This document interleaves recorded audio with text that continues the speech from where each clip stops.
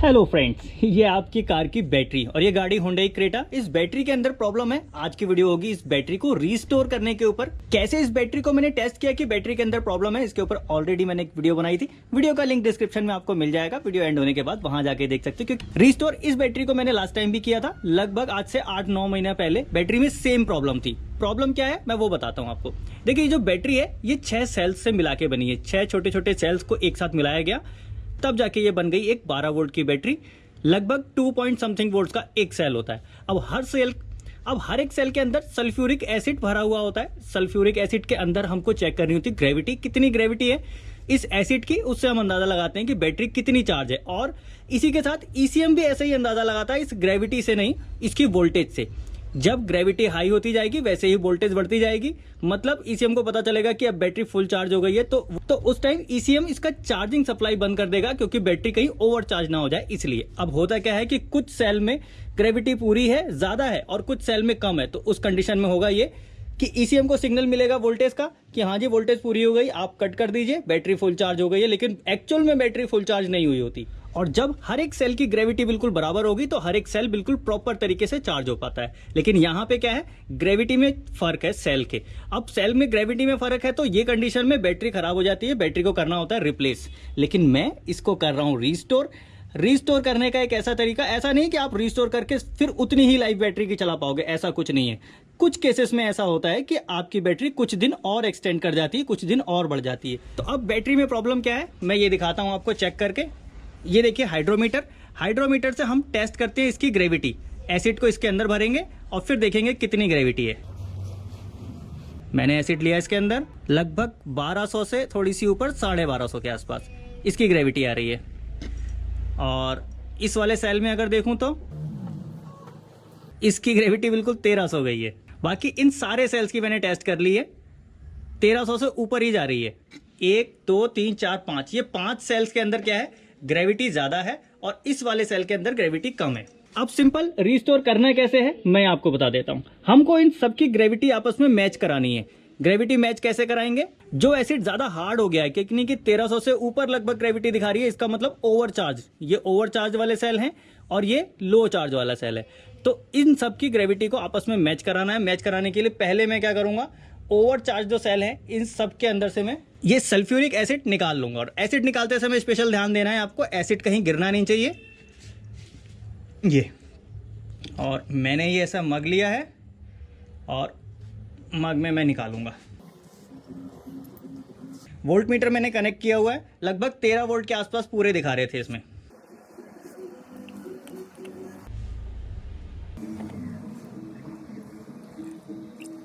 इतना कम कर लिया मैंने। फिर इस वाले सेल में भी लूंगा। ऐसे इन 5 सेल्स से मैं क्या करूंगा, सल्फ्यूरिक एसिड को निकालूंगा।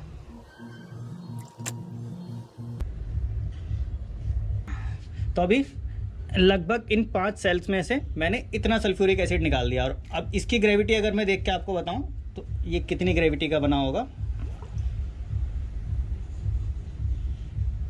ये देखिए फुल 1300। अब इस वाले सेल की ग्रेविटी हमारी कम रह रही थी, लगभग 1250-1200 के आसपास। तो अब अगर इस सेल के अंदर ग्रेविटी जा रही होती मेरी 1100, 1150 से, या बहुत ज़्यादा डाउन, तो मैं क्या करता, इसके अंदर ये वाला जो एसिड है 1300 ग्रेविटी का एसिड, ये मैं इसमें डाल देता। लेकिन नहीं, अब मुझे क्या करना है, इन सब की ग्रेविटी कम करनी है। जब इसकी ग्रेविटी कम हो जाएगी तो फिर इसके बराबर मैच हो जाएगा। जब मैच हो जाएगा तो फिर इस बैटरी को हम एक बार चार्ज करेंगे। अब क्या किया मैंने, 5 सेल्स के अंदर से एसिड निकाल दिया, लगभग इतना। अब इस एसिड को मैं लेके जाके रख दूंगा अलग। मैंने लिया सिंपल, अब ये डिस्टिल्ड वाटर। डिस्टिल्ड वाटर मैं कहाँ डालूंगा, 1 2 3 4 5 सेल में। जितना जितना मैंने कम किया था सेम उतना उतना ही इसमें मैं टॉप अप कर दूंगा। अभी जब डिस्टिल्ड वाटर हमने ऐड कर दिया, अब ग्रेविटी एक बार चेक करते हैं कितनी आती है। देखो इसकी ग्रेविटी डाउन हो गई कितनी, लगभग 1150 से 1200 के बीच में चली गई, क्योंकि ये जो सोल्यूशन था डाइल्यूट हो गया पानी के साथ। अब इस वाले की लगभग 1150 के आसपास आ गई। अब इस वाले सेल की थोड़ी सी ज़्यादा है, तो इसमें हम निकाल के यहाँ कर देंगे, यहाँ कर देंगे। राइट, अब इस वाले में थोड़ा सा पानी ऐड करेंगे। यहाँ 1150 से 1200 के बीच, इस वाले सेल में 1200 से थोड़ी सी ज़्यादा है। ठीक है, तो अब इसकी ग्रेविटी हम कहाँ करेंगे, थोड़ी सी यहाँ, थोड़ी सी यहाँ। राइट, बस।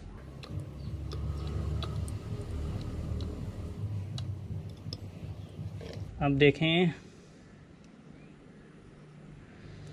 1150 से 12 के बीच, 1150 से 12 के बीच थोड़ा सा, लगभग 1200 ही है, इसमें भी थोड़ा सा पानी और ऐड करेंगे।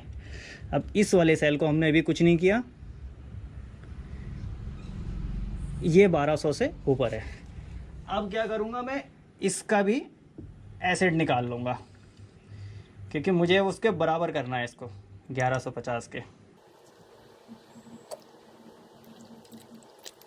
एसिड कितना हो गया मेरे पास, इतना। अब इस वाले सेल में थोड़ा सा डिस्टिल वाटर ऐड कर दूंगा। ठीक है जी, और मुझे डिस्टिल वाटर कहाँ ऐड करना था, इस वाले सेल में। मिक्स कर दिया। अब इसकी ग्रेविटी टोटल सोल्यूशन की चेक कर लेते हैं। अभी भी थोड़ी सी ज़्यादा है, तो थोड़ा सा एसिड और निकालूंगा इसमें से, और सेम इसकी जगह में डिस्टिल वाटर ऐड करूंगा। अब एक बार ग्रेविटी देख लें, 1150 से 1200 के बीच में इसकी भी आ गई। इधर 1150 से 1200 के बीच में आ गई। मतलब अब इस बैटरी की जो ग्रेविटी है वो बराबर आएगी सारे सेल्स में। सेम थोड़ी सी एक्स्ट्रा है, तो अभी इसको बराबर करूँगा मैं। थोड़ा सा एसिड ले लेता हूँ इसमें से। इस सेल में ठीक है, इस वाले में ठीक है। अब इसके बाद सबकी ग्रेविटी मैच कर ली मैंने। अब इसका लेवल भी चेक करना है, क्योंकि किसी का लेवल कम, किसी का ज़्यादा होगा। तो अब इसमें से मुझे निकाल लेना है जिसका ज़्यादा है। अब मैंने इसका लेवल भी बराबर कर दिया और ग्रेविटी सबकी मैच कर दी मैंने। अब क्या करना है, मुझे इसके वेंट्स को लगा देना है।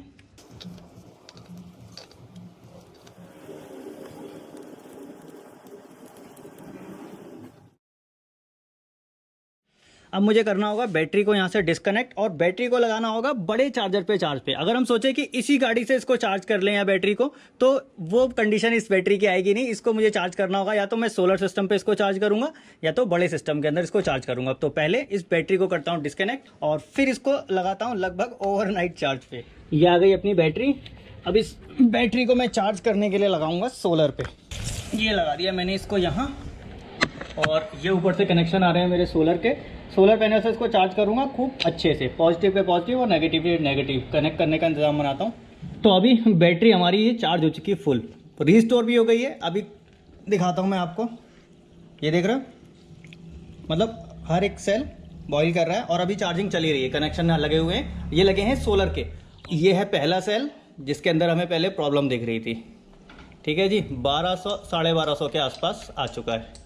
और सेकेंड सेल, ये ज़्यादा हार्ड हो चुके थे, 1300 के आसपास जा रहे थे ये देखो आप, ये भी 1250 आ चुका है।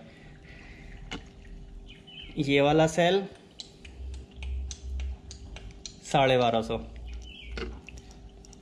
नेक्स्ट 1250, नेक्स्ट पूरे 1250, एंड ये आ गया जी लास्ट, बिल्कुल 1250। मतलब सबकी जो ग्रेविटी है लगभग अब बराबर हो गई है। पहले इस वाले सेल में डिफरेंस था, ये वाले सेल कुछ ज़्यादा ही थे और ये वाला सेल कुछ डाउन था।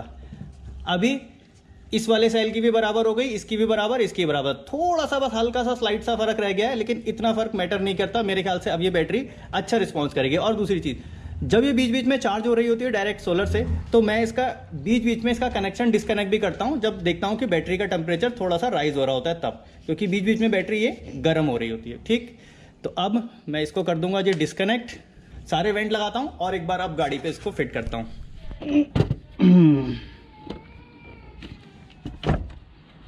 तो अभी फाइनली बैटरी को हमने इंस्टॉल कर दिया, गाड़ी स्टार्ट करते हैं एक बार, इग्निशन, और अब देखते हैं स्टार्टिंग एक बार कैसी है इसकी।